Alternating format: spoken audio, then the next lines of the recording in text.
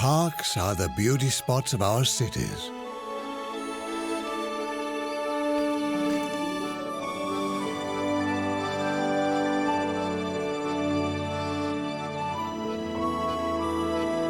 Urban sanctuaries for nature, people, and culture. We explore 5 of the most beautiful city parks in Europe, in all 4 seasons.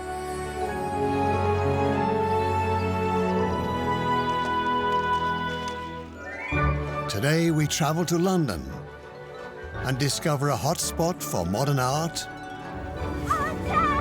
breathtaking acrobatics,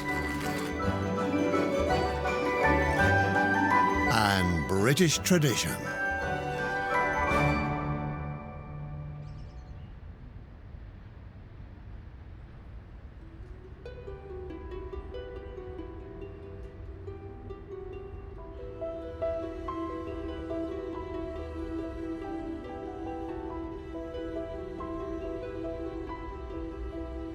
One of the most famous parks in the world, London's Hyde Park. The Serpentine, an artificial lake, connects it with Kensington Gardens. Together, they form London's greatest beauty spot.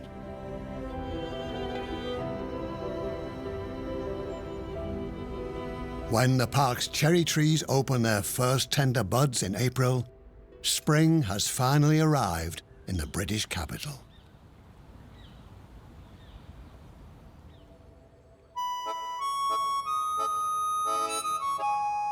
It's still early in the morning, but the park is already welcoming its first visitors. Some on 2 legs and some on 4. The British love their horses, so it's no surprise that Hyde Park has specially designed riding trails. About 300 of the animals live in the immediate vicinity of the park. Most belong to the police or the Queen's household cavalry. But there are also a few private riding stables. And it's quite amazing that in a city like London, you find like a big space that you can actually ride for a long time. Especially early morning, there's not that many people in the park, so it feels like it's just for yourself.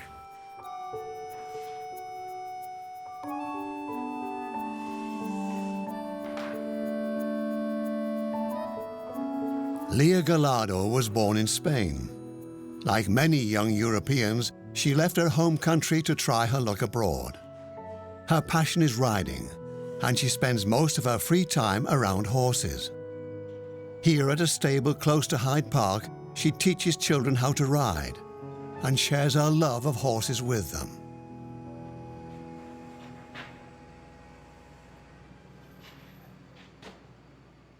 What makes it special to ride a horse? I would say you can actually know what they're thinking, kind of thing. It's just like a really deep kind of connection between you and the horse.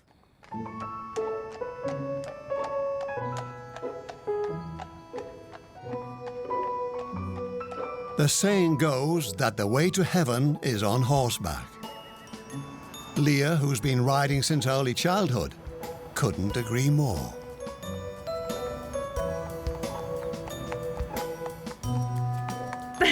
You just feel it. It's just feelings. It's not actually that you set to horse, oh, do this and they do it. It's not mechanical. It's just feeling, like you just know what's going on or know how the horse feels.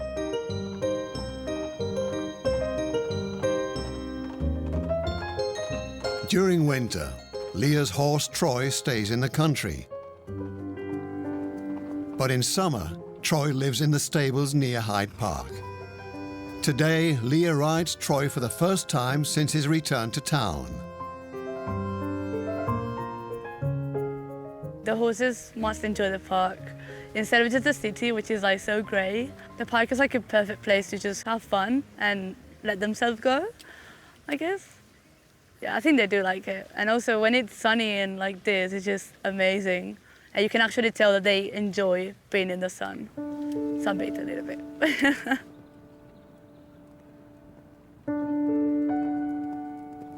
Hyde Park is a great place not only for horse riding, but also for cycling.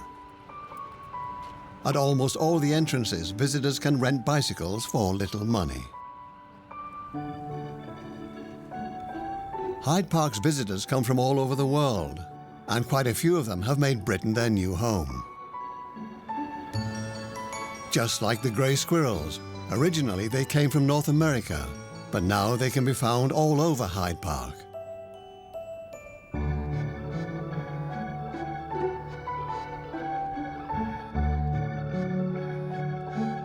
Tourists need a certain amount of luck to enjoy a sunny day in Hyde Park.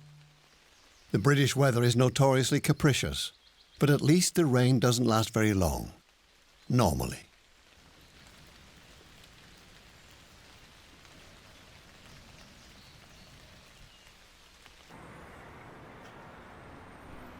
It's Sunday afternoon.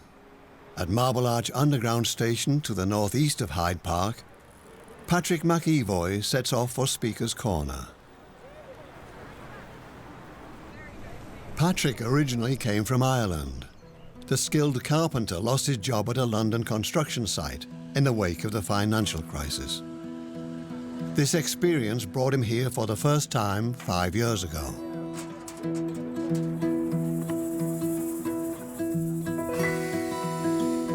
I was quite confused, and I had a lot of questions and I wanted answers, and basically I couldn't find through the classical systems. The politicians didn't have an answer, the economists didn't have an answer, the philosophers, nobody seemed to have an answer, so I had to look for them for myself.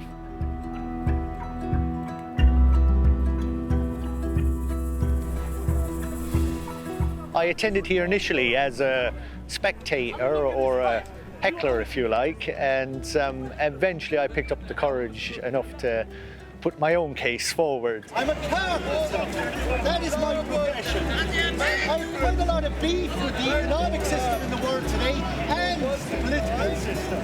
I don't quite understand it, but I'm challenged. I don't trust what the politicians are telling me. But basically, as I see it here today, Patrick decided to learn more about the history of the British economy in order to better understand the connections between politics and economics. they didn't know it was unpredictable. Public speaking doesn't come to me naturally. I came from a very working class background, and basically you work hard and you pay your bills and you get on with life. So I literally found myself forced to ponder these questions.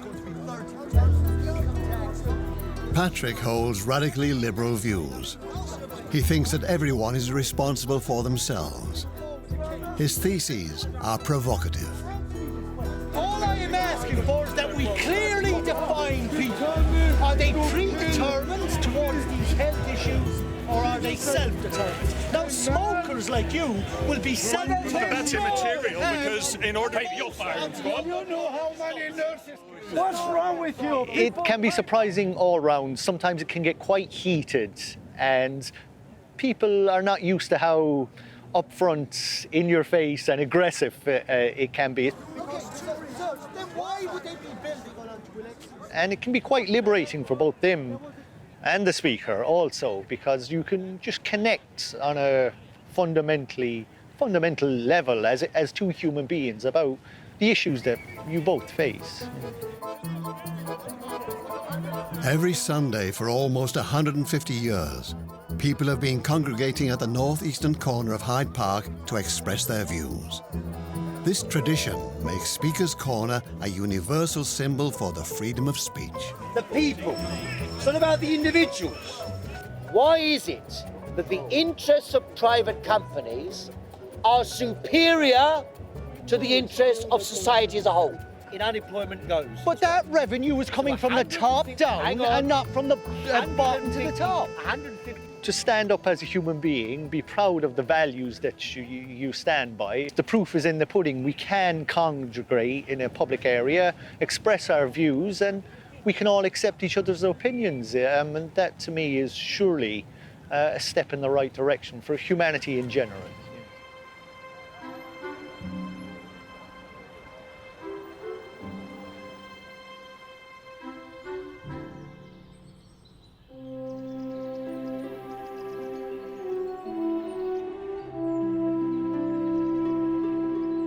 Meanwhile, summer has arrived.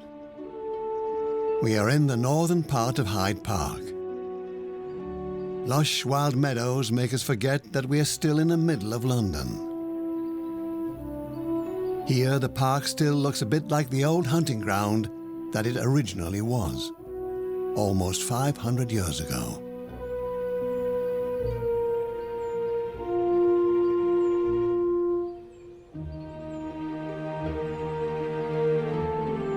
Henry VIII created Hyde Park in 1536. It was reserved for the aristocracy until it was opened to the public in 1637. Since then, it has given Londoners a unique opportunity to experience a little bit of nature in the heart of their metropolis. And a few lucky ones even have their workplace in Hyde Park, like Amira Gad. Hyde Park, Kensington Gardens is a place that even when I didn't live in London, I would come and visit. It's a more of a personal and friendly connection that I associate with the park. And it's now also this park that houses this gallery where I'm working that's giving me these incredible experiences. Half French, half Egyptian, Amira works as a curator at the Serpentine Gallery, an important museum of modern art. The gallery shows works by contemporary artists. At the moment, it displays the lifelike sculptures by American artist Duane Hanson.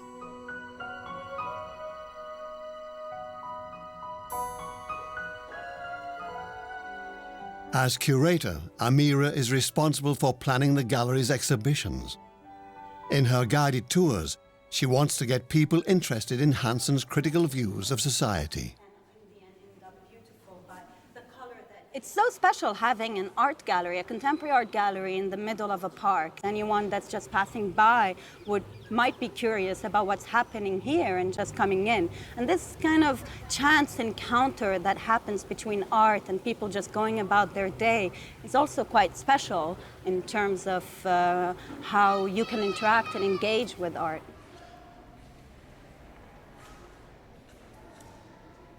Hanson's realistic replicas of people warrant a closer look. It is wonderful to see the experience that visitors have as soon as they go inside a gallery. There is almost this moment where they need to realize what is the artwork and what is the visitor, and this blurring is fascinating, I think, to witness.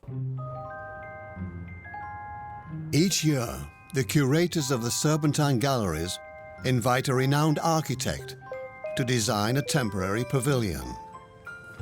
The imaginative buildings regularly attract thousands of visitors during the summer months.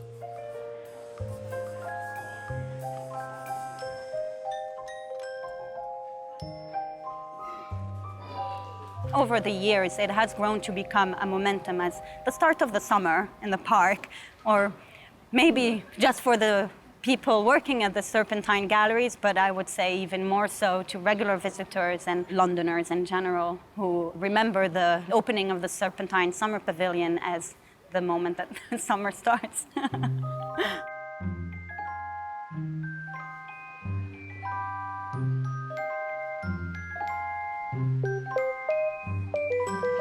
This year, the artists were inspired by the London Underground. The result is a maze of tunnels with dozens of entrances and exits.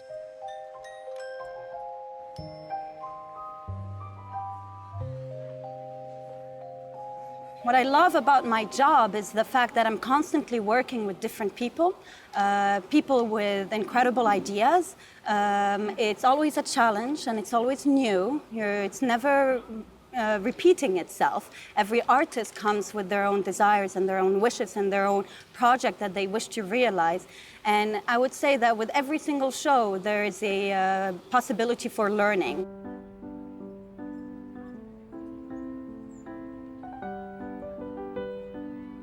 Many people working close by come to the park for their lunch break or for an evening stroll around the Serpentine.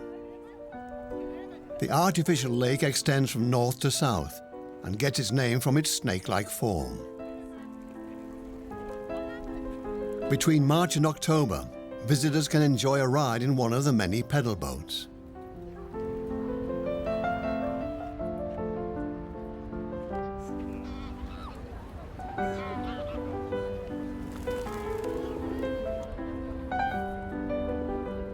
The park offers lots of possibilities for leisure activities. Most of them are free, but renting one of the chairs costs a bit of money. During the summer months, throngs of sun-loving Londoners crowd the promenades.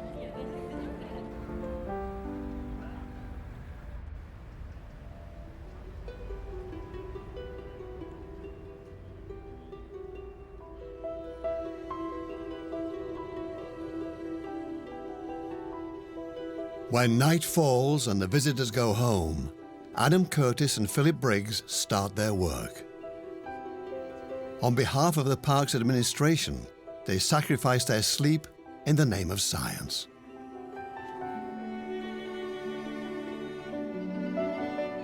I really enjoy going out looking for bats, or rather listening to bats at night time. And we've come tonight to Hyde Park and Kensington Gardens to see what bats we can find here. Bats emit ultrasonic signals to orientate themselves and find their prey. Normally, these sounds are inaudible for humans, but there is a trick. You can buy a bat detector. I think that's about, in the UK, you're looking maybe something like £60, so less than €100. You can buy quite a sophisticated piece of electronics and go out and listen to bats and really make the night more fascinating. So anybody that enjoys being outside at night time, camping or walking, you'll find this is an invaluable piece of equipment as much as a pair of binoculars or a pair of walking boots are. Bats are nocturnal. After dark, they start hunting for insects that hover above and around the lake.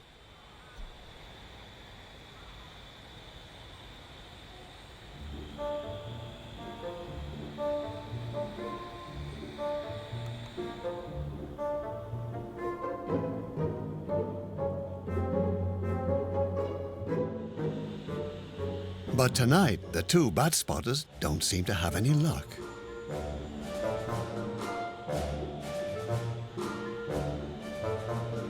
Adam and Philip decide to try the other side of the lake.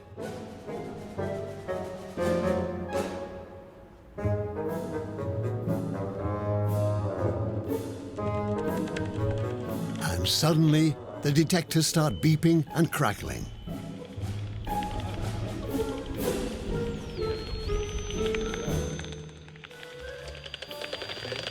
So you can hear by the sound that we're picking up that there's just an awful lot of bat activity around us. There's multiple common pipistrelles and soprano pipistrelles flying around us and feeding over these lakes. Different bats make different sounds. This is how the researchers know what species they are dealing with.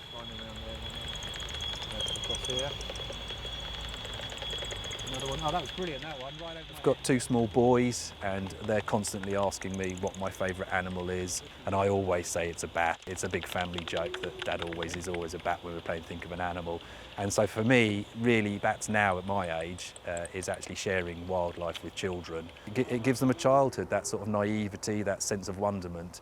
I find that's probably where I'm getting the most enjoyment with bats at the moment, yeah.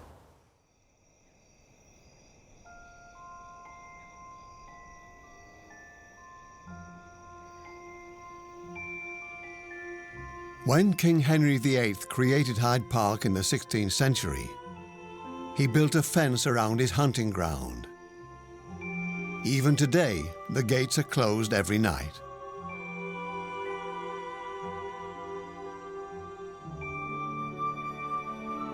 When the sun rises above central London in the morning, life slowly returns to the park.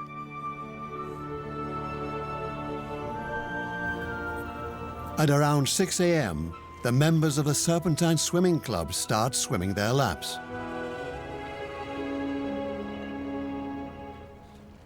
After 10 a.m., the lake is also open to non-members who are brave enough to jump into the ice-cold water.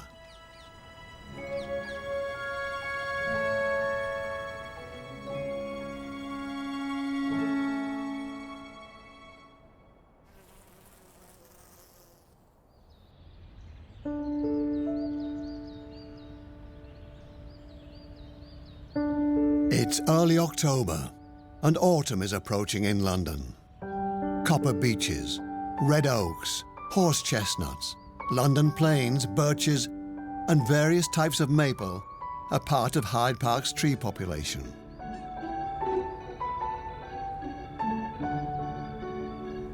The leaves of the maple trees are the first to turn red and gold. Now Hyde Park is at its most romantic and colourful. The paths are getting emptier, and this makes autumn the best season for some serious inline skating. On the Serpentine Road, we meet Natalie Ujuk and CJ Lee, who are part of Hyde Park's skating community. When I moved to London, I used skating as a way to see London. Then I discovered slalom in the park.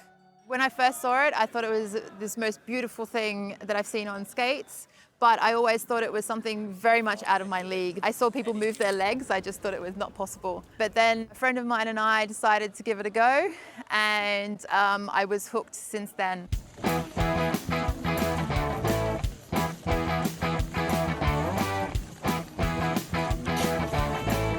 Natalie was so inspired by freestyle slalom skating that she now competes at international level. She's among the 80 best slalom skaters in the world.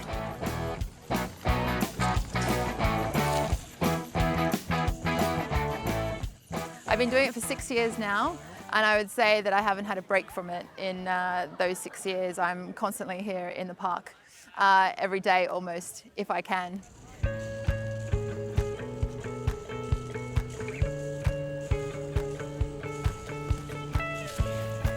Natalie is originally from Australia. She came to London because she loves the international atmosphere of the city. When she doesn't skate in Hyde Park, she works at an investment bank in the City of London.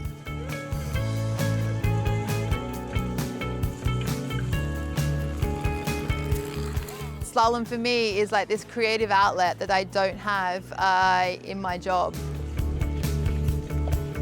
I always believe that you don't achieve the trick until you free your mind from the trick that you're performing. So we'll just start here.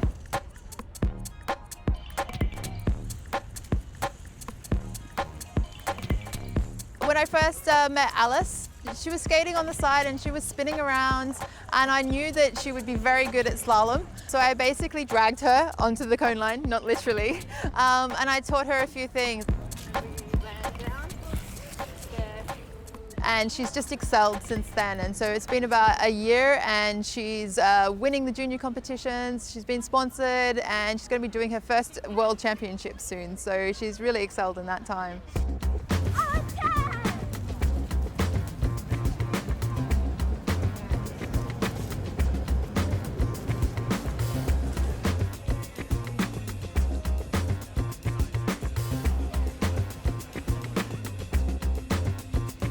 London's known for, people not talking to one another and, not even looking you in the eye. And then you can come to a place like Hyde Park where everyone's willing to share their sport, willing to chat to each other, and you meet new people.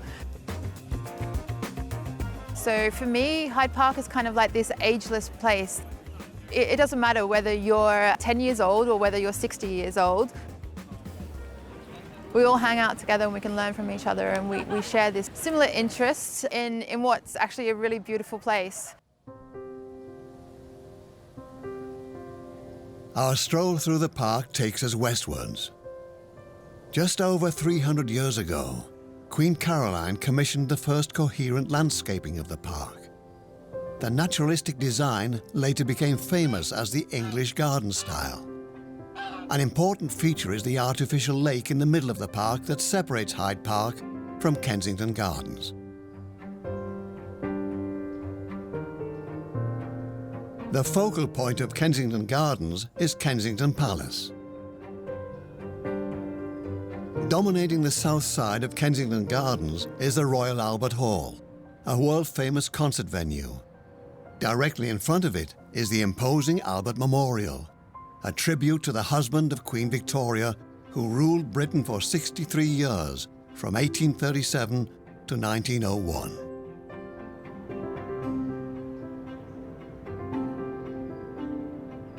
Nearby Kensington is among the most expensive areas of London.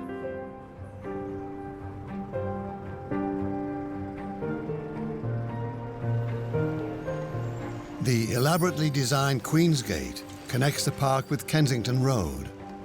The proximity to the park makes Kensington one of London's most sought-after residential areas.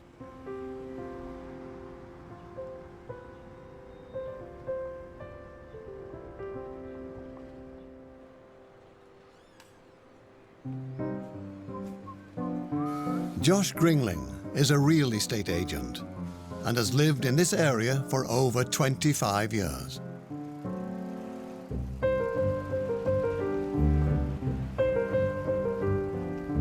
Kensington is special because it's a real, genuine urban village. It's a very defined area. It has a lot of character. There are very nice pubs. There are very nice shops.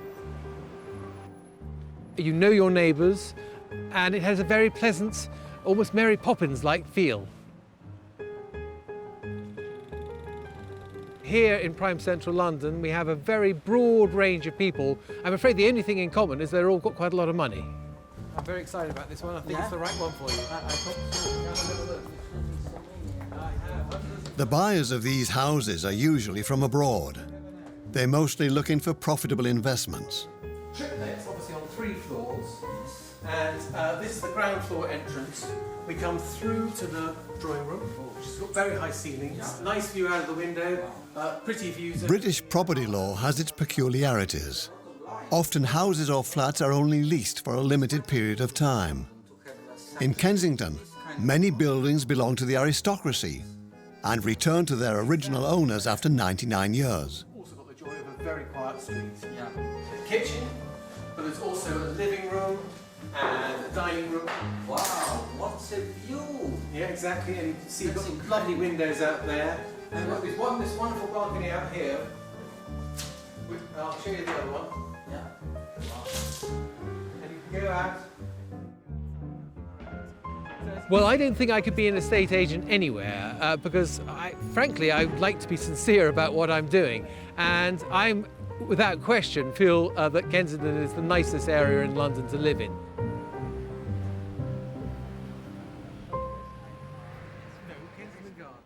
It feels a little bit like you're being Cupid between animate and inanimate objects. And when you see people light up, they try to be cunning and clever, but in reality, you know when they fall in love with a property. And it's a joy, actually.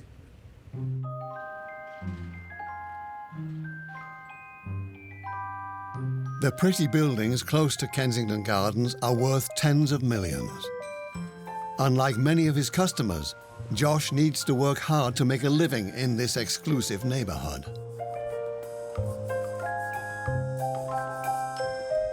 I think I used to dream when I was younger that I would have my lunch on a park bench every day, but that never happens. It's in the car, it's very fast, I gobble it down and I'm back doing my job, I'm afraid.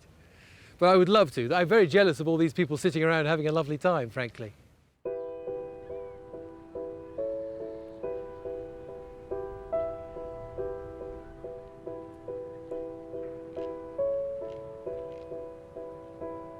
It's one of the last sunny days in October.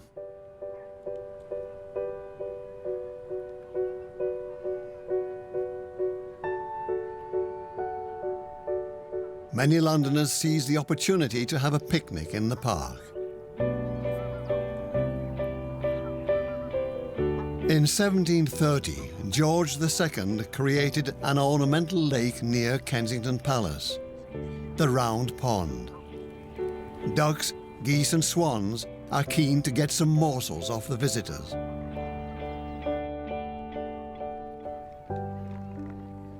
Kensington Palace is still a royal residence.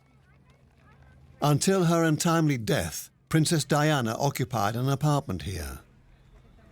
The palace is located on the western edge of Kensington Gardens and is surrounded by spacious promenades.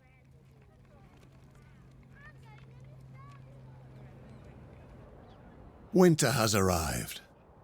The trees have lost their leaves, but otherwise the appearance of the park remains unchanged. London has a very mild climate, with winter temperatures averaging around 7 degrees. Rebecca Rees is on her way to work at Kensington Palace. The royal family has been residing here since the 17th century.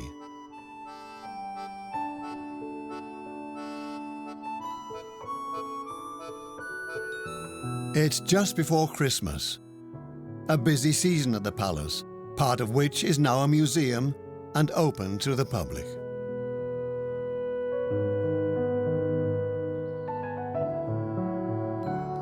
As a preventive conservator, my job is to look after the objects within the palace. My training tells me that taking an object and putting it in a black airtight box is the best way to preserve it for the future. But obviously we have the alternate view is that we want to share this and its stories with the public. So we have to take a much more holistic view to the way that we care for the objects.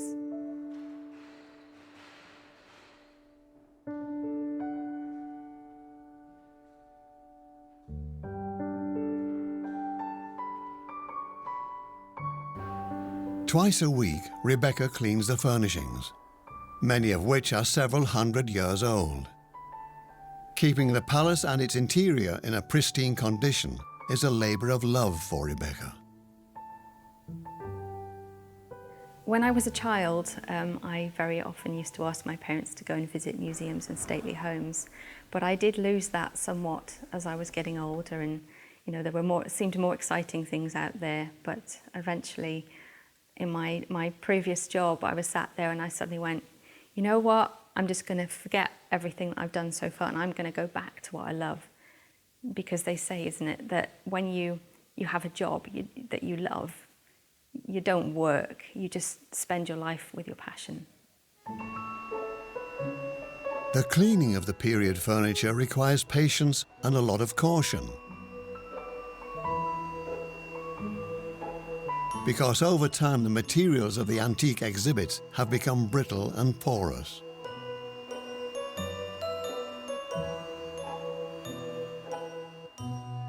So I use a very soft brush, and basically you're looking to flick the dust off the surface. So in theory, the brush will never touch the material, it will only ever touch the dust. The four-poster bed that Rebecca cleans so meticulously is no ordinary sleeping place. It is thought to be the bed in which James Edward Stuart, the son of King James II, was born in 1688. Possibly one of the most exciting things about my job is that I get to open that showcase. I get to pick up that object and take it and touch it and clean it and really observe it in a way that sadly the public never will be able to.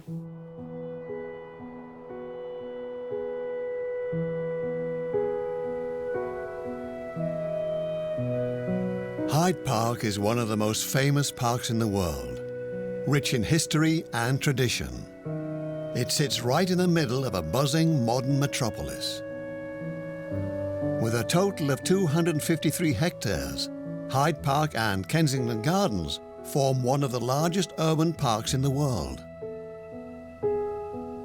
It is one of the 8 public gardens in London that are still owned by the British Crown.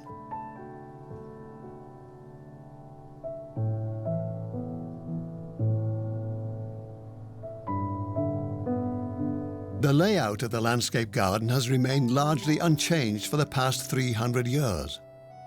So a walk in the park is also a journey into the past. The Great Exhibition of 1851. Mass demonstrations of the British working class. Speeches by Karl Marx and George Orwell. The legendary concert by the Rolling Stones in 1969 with 500,000 visitors. The parkland in the heart of London has always played a central role in British history. Important events still leave their marks in the park, like this oval fountain dedicated to the memory of Princess Diana, who died in 1997.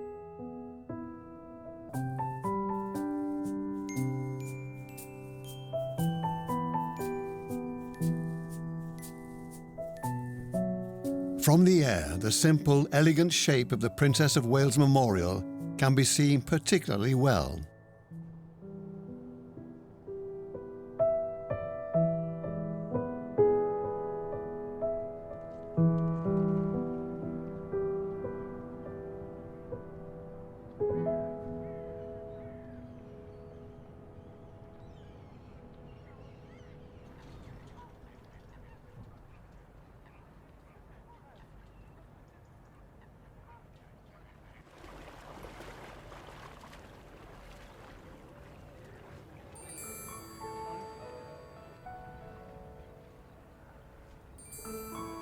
Even at water temperatures just above freezing point, the hardy members of the Serpentine Swimming Club continue their morning routine. Why abandon a tradition that has lasted for over 150 years?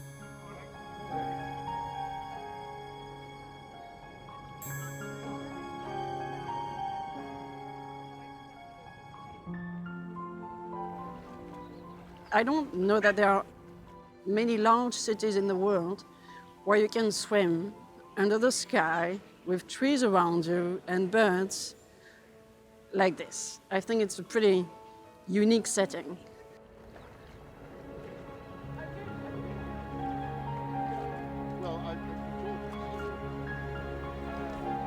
The rules of the club prohibit the wearing of neoprene suits.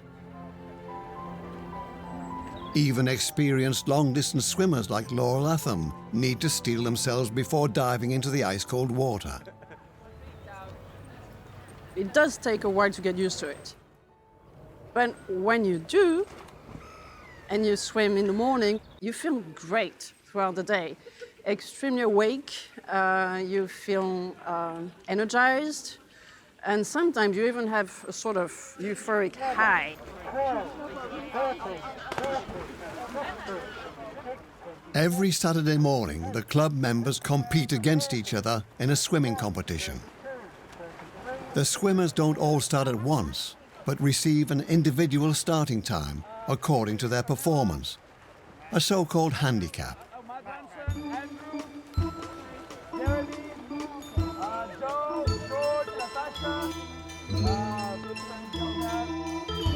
Danny Lobo watches over the proceedings and gives the starting signals. The club tradition requires regular training, otherwise the jump into the ice-cold water can be dangerous. Many club members take part in international long-distance swimming competitions and have crossed the English Channel, like Danny.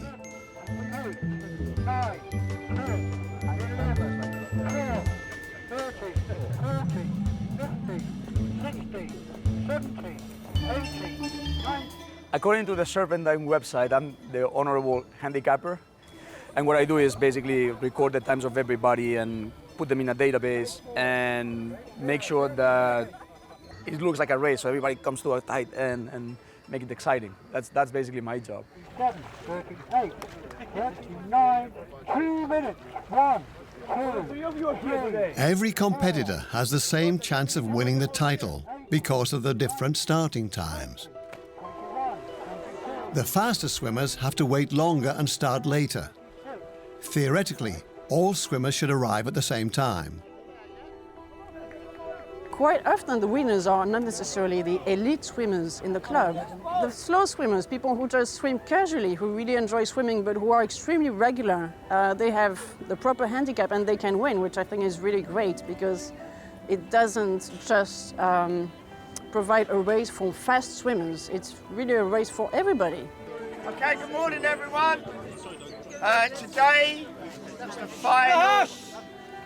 final race in the winter series.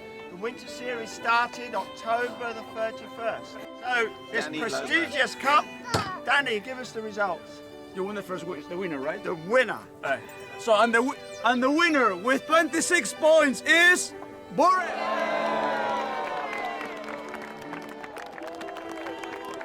With the hardship that you endure from swimming in the cold, I think it creates bonds with people, and you get in there in the changing room shivering, and somebody will be there helping you to dress. If you cannot help yourself, it will make you tea. So, there's a lot of camaraderie, and there's this level of friendship that it's very, very, very special.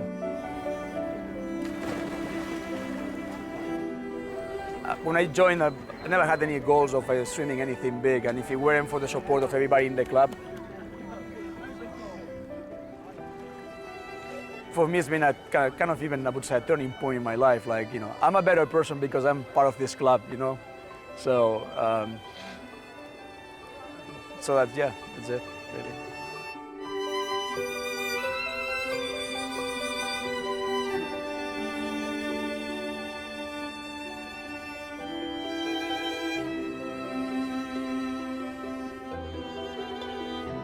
We leave the swimmers and continue to the last destination of our journey.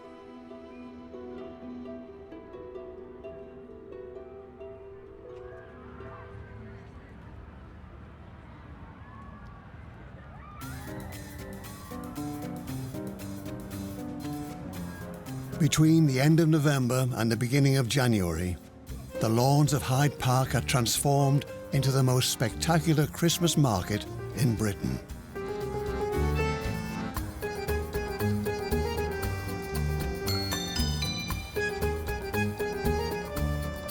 Every year during the Christmas season, carousels and roller coasters attract thousands of visitors.